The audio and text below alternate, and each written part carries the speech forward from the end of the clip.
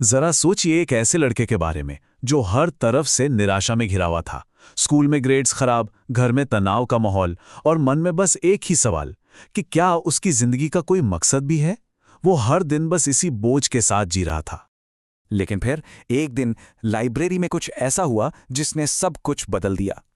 एक अजनबी ने उससे कहा, तुम्हारी परेशानी सिर्फ तुम्हारी सोच में है। ये बस एक वाक्य नहीं था, ये वो चिंगारी थी जो उसकी जिंदगी में एक नई सुबह लाने वाली थी। तो चलिए चलते हैं उस मुलाकात की गहराई में। ये कहानी का वो मोड़ है जहां वो लड़का अपने सबसे बुरे दौर से गुजर रहा था और तभी उसकी मुलाकात एक ऐसे पावरफुल आइडिया से हुई जो उसकी जिंदगी बदलने वाला था कि हमारी सोच ही हमारी असलियत बनाती है।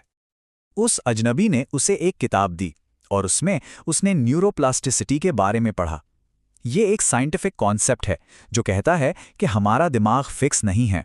ये हमारे विचारों और अनुभवों के हिसाब से खुद को बदल सकता है।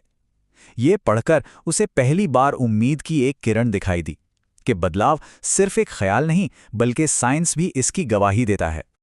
इस नई उम्मीद के साथ उस लड़के ने अपना पहला सबक सीखा और वो था हमारे मन के उस छिपे हुए ऑपरेटिंग सिस्टम को समझना जो बैकग्राउंड में चुपचाप हमारी पूरी जिंदगी को कंट्रोल कर रहा है।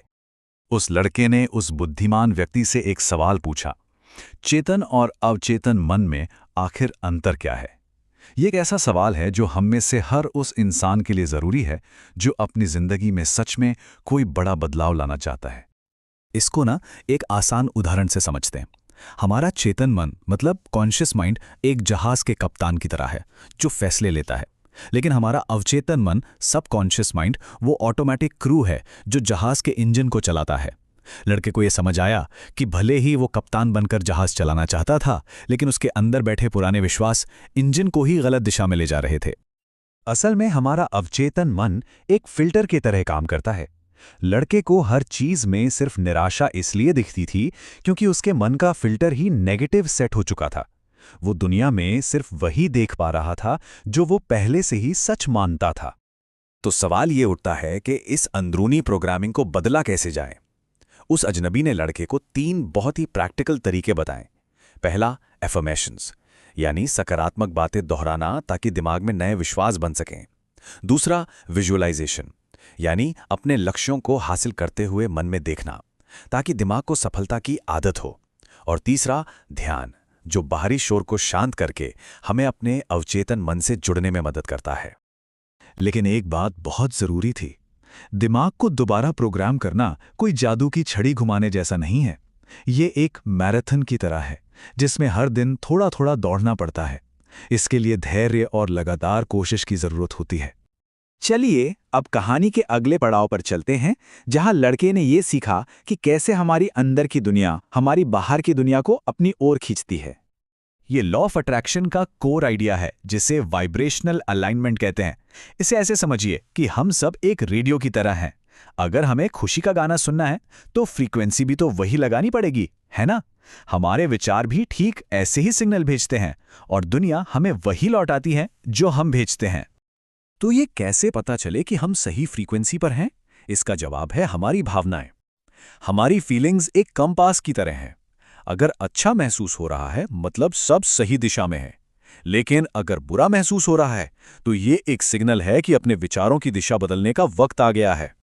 अब आती है कहानी की सबसे बड़ी चुनौती, वो चुनौती जो शायद हम सब महसूस करते हैं।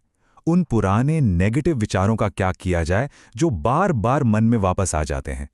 इस लगातार आती नेगेटिविटी की जड़ में होते हैं हमारे सीमित करने वाले विश्वास। ये वो पुरानी कहानियां हैं जो हम जाने अनजाने में खुद को सुनाते रहते हैं। जैसे वो लड़का हमेशा सोचता था, मैं कभी कुछ अच्छा कर ही नहीं सकता। ये एक ऐसा विश्वास था जो उसे आगे बढ़ने ही नहीं दे रहा था। तो इन विचारों को बदला कैसे जाए? इसका एक सिंपल सा 3 स्टेप का तरीका है। पहला, अपने नेगेटिव विचार को पहचानो, जैसे मैं ये नहीं कर सकता। दूसरा, उसे चैलेंज करो, खुद से पूछो क्या ये बात 100% सच है। और तीसरा, उसे एक नए मजबूत विचार से बदल दो, जैसे मैं इसे करना सीख सकता हूं। यह छोटा सा बदलाव सोच में बहुत बड़ा फर्क ला सकता है। और माइंडफुलनेस वो टूल है जो हमें इन विचारों को आते जाते देखने में मदद करता है बिना उन्हें जज किए।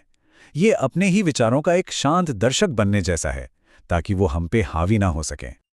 अब आते हैं कहानी के आखिरी और शायद सबसे जरूरी सबक पर।